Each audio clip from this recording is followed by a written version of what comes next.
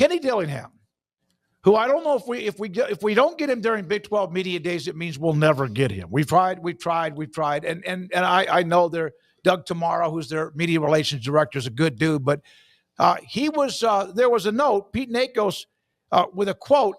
You have Clemson this last cycle from 2010 to 20. They just showed up. People think they've been around forever. You have Oregon 2000 to 2010. There hasn't been this and this and this. In other words, blue blood. You can have a blue blood. Sometimes blue bloods are how long you've been good for 50, 70 years or whatever. Kenny Dillingham, of course I believe we can build something. So should every coach of a program. We are a long way away from this, and the context was about why I want to be at ASU for the long haul. One season proves nothing. It's a marathon, not a race. Sun Devil for life. Kenny Dillingham, head coach at Arizona State. Yeah, look, and if he buckles in and stays there, I don't see any reason why he wouldn't. I mean, I think that's the big question is, do you stay at your alma mater if somebody tries to bowl you over? But yeah, I don't see any reason why Arizona State can't finally start capitalizing on every single good thing they have going for them. Like, outside of it being super hot for a lot of the year, I can't think of a disadvantage of being at Arizona State. The academics are better. School's great. Like, the city's awesome. I mean, if I was trying to build a college, like if I was just creating a video game college and I was trying to make all the things there, what does Arizona State have that I couldn't put in that video game? I don't think anything. Well, you could always even build a beach somewhere. I mean, like, other than that, but you're also like, okay, well, maybe, not everybody's a beach person. Some people are desert people and mountain people and all that. Like, it's a pretty great place to be.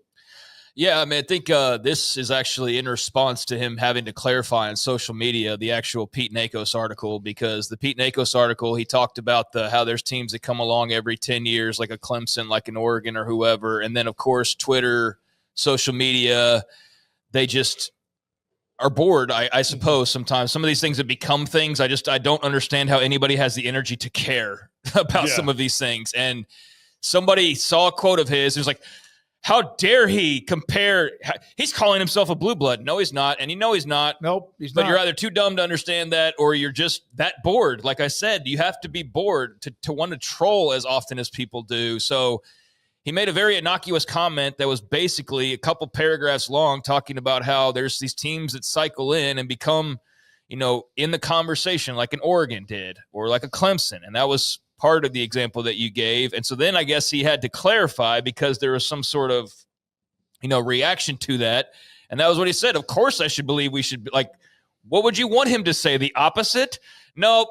It's a dead end here. I hope to leave as soon as possible. We have no chance of being successful, unlike Oregon and Clemson. I guess that's what people wanted him to say instead.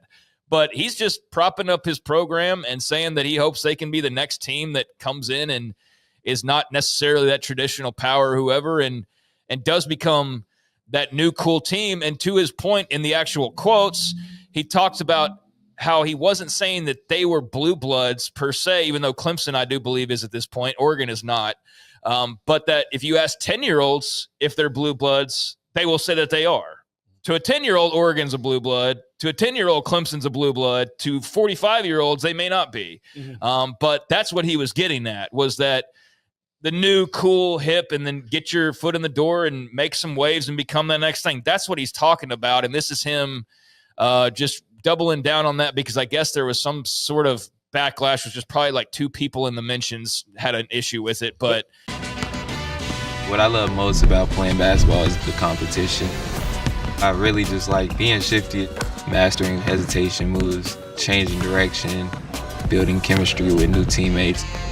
If you're not having fun while you're playing, there's no point in playing the game. You know what to do. Escape Basic. Pair of Thieves quick dry underwear. It wicks away sweat and helps keep you dry. You looking forward to fishing season?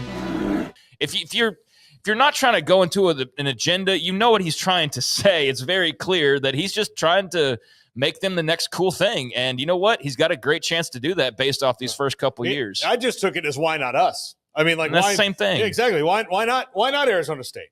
Why not Arizona State? If you and one of the things that I think probably the people who also got mad have no idea of the lack of effort that Arizona State has put into its athletic department until just recently, comparative to their resources, right? And so now they've got a football coach that's actually in demand. They didn't not to knock Herm Edwards, but nobody was hiring Herm Edwards until Arizona State's like, oh, what the hell? Like Kenny Dillingham, had that job not been open, say Arizona State, was content with where they were and not at the bottom. Kenny Dillingham, like under investigation by the NCAA. If Kenny Dillingham, wanted to, he could go to a lot. He could have gone to a lot of different places in that same cycle. He was a very sought after head coach, and he'll continue to be sought after no matter what. And so all he's saying is this is a chance to build a program pretty much from the bottom up. No, what he's also saying is there have been teams that have made these runs that were not historically known as any kind of tradition-rich power. Oregon wasn't, and Clemson maybe had a little bit more history than, say, Oregon or Arizona State does right now. But, from 1980, when Danny Ford won in 1980, but till Dabo Swinney, they were just kind of there. I mean, they were good. They were kind of like Georgia. But they were just kind of, but they were good, but they could never beat the good teams. And even the early part of Dabo Swinney, like they would beat everybody they were supposed to beat. And then if it was a toss-up game, they were going to find a way to lose it. Now that doesn't happen anymore because they're a blue blood. Let's get back to Florida, Arizona State. Though. But so again, it doesn't take a whole lot, other than just direction there. It takes direction. It takes everybody being up and down the spine of your athletic department and also your university. And so good for Kenny Dillingham also then going on the fact that he clarified it or not. But you can get on a run and all of a sudden put yourself in a conversation that otherwise Arizona State has not been on since Jake Plummer and before that head coach Frank Kush. Yeah, the people that took an issue with On3 posted – and On3 is definitely they position their social media a certain way. It's very obvious at this point to get a reaction. I know that's like so you're supposed to do that in a way, right? But like I definitely feel like they can put some stuff out there that they know what they're doing when they put it out there. Is what I'm saying. Mm-hmm. And so this was just basically his quote.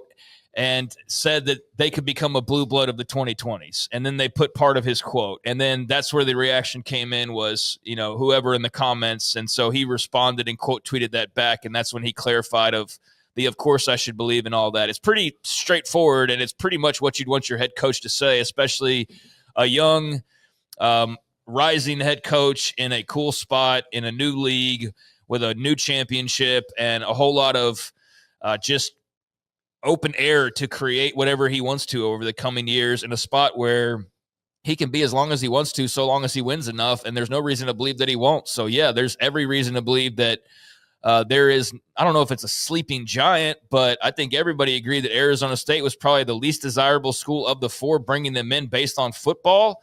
But when you looked at the team that probably could accomplish the most if they ever got their S together, it was Arizona State.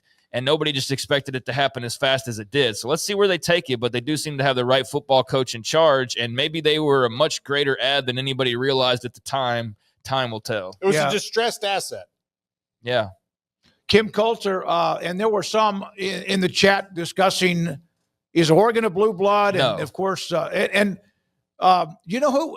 The most wins by a program in college football history that has not won a national title. Do you know who that is? West Virginia. Yeah, I did know that. And they have actually a great history. They really, really do. They've got a lot of tradition, a lot of history, but, they have not won yet a national title. That's frustrating them a lot. I think that the blue blood conversation can be pretty subjective, although I think there should be some bare bone rules. And if you have not won a national title, you are not a damn blue blood. I'm sorry. But you cannot be a blue blood if you've not won the biggest prize in the sport. So for Oregon, that's what's missing. If they win one, I think we'll see where they are because one's still just one, but Clemson's done it often enough now to where they've got, 3 total? Is that what they're at? One in 1980 or whatever, yeah. So they've got 81. The run of Dabo, you had 1980s championship. That all adds up to having the credentials, I feel like, to show up at the door of the club, knock on it, show your championship trophies, and they go, all right, come on in, your all-time wins and all those things. But you got to have the national championship. And if you don't have that, then – You can have all the other stuff in the world. And in my opinion, like I said, it's subjective, but in my opinion, if you don't have a natty, then you're not in the club. That's the rule number one of getting in the club is you better have a national championship. Well, question, Kim Coulter, can a school lose its status as a blue blood? I can name a bunch of schools that haven't won a natty in 20 years. Yep. Nebraska, they haven't won it in 20 years. 1997, in fact. This is the subjective part, like I said, but they've got 5 of them, though. And they're still in modern day. So I think they are still very much now 100 years from now, if they're like the Harvard or the Yale and they've got 20 titles, but they were all 100 plus years ago, then kick their ass out of the club. Like, yeah. So those early national champions, just totally different era. There was like 3 schools playing. They played once a year and that was the national champion. Yeah. Like they've fallen out. But I think if you've won modern day, if you've won multiple, and even if it's been 25 years, like Oklahoma hasn't won one in 25 years, but you're going to tell me they're not a blue blood? I mean, they're top 5 in like every single category. So I think if you've got 3 or so national titles, then you get to hang around for quite a while. And, so long as you stay relevant, I don't think you get kicked out of the club. Yeah, that's my opinion. Yeah, I'm with you, Craig. Like, look, if your team after the national championship year was wiped out by the Spanish flu, like let's not talk about that. Or World War II or something like that. Like let's but if it's happened in the modern era, and what's the modern era? I would say about most people say it's post World War II. Post World War II. Yeah, right. I think to make it maybe even more relevant to like match it up, it's post desegregation. So the late 60s, early 70s. Yeah, like that to me is where you can really fairly compare eras. Because at that point, everybody everybody who could play college football had the opportunity to do it at the levels, that everyone else was. So, I mean, that's where my modern era really starts, to where you can really kind of judge, like, guys who could play in any era, Jim Plunkett could have played in any era. Billy Sims could have played in any era. Guys like that. Tommy Frazier. You put Tommy Frazier, back in 1918, like, take his face mask away, he's still the best player ever. You take, like, Jim Thorpe is probably the only one I can think from back that era that I would think would be definite, because he was just the world's greatest athlete. But you put Jim Brown right now. Jim Brown's could win back-to-back Heismans. There is some good stuff going back and forth in the chat room. Blue blood means that you've done it in the past. It doesn't mean the best right now and every year, because that can be a separation of teams who have a great history and tradition, and yet they've gone through a pocket. Remember Texas when they won it in 2005? The last time they'd won was in 1970. But they were all still, in that time, they had their ups and downs. They were still considered, without question, as a blue blood program. But then it just took long enough. And they've played for it 3 times since then. They played in the, 4. I mean, last 2 years, I guess you wouldn't count because of those semifinals, but they're in that mix. Oklahoma hadn't won one in 25 years. Nebraska hasn't won one in 30, but they're all top 5, 10 in wins and Heismans and All-Americans and, championships and all sorts of different things. So yeah, it's as much, it leans more towards tradition than modern day, but I think all of the teams that you would consider blue bloods are still pretty relevant. The ones that aren't would be the ones that you're talking about in a pre-era. Like Minnesota, like all their national titles happened pre-segregation period that you're talking about, Paul, like in the 50s. As did the military. As did the military. So, like, yeah, I wouldn't count them as a blue blood. Now, somebody up in Minnesota does. I guarantee you they do. But, like, modern day, I wouldn't necessarily consider that. But if you wanted to even throw them a bone, fine, whatever. I won't argue with you about it today and right this very moment. But I think it's pretty self-explanatory. And Oregon's not one right now, but they are as close to being one that's not as you can possibly get. Like, there's nobody ahead of them in line that's more right there, like close to being one, and they just need that national championship to solidify it than the Oregon Ducks. Yeah, man, they've been knocking on the door, and But then the question would be, like, even if they win one, does just one mean you're a blue blood? And you know what? That's a fair question, and that's where the subjectivity comes in. But my baseline is I'm not having that discussion until they win the first one, and until that happens, they're not allowed in.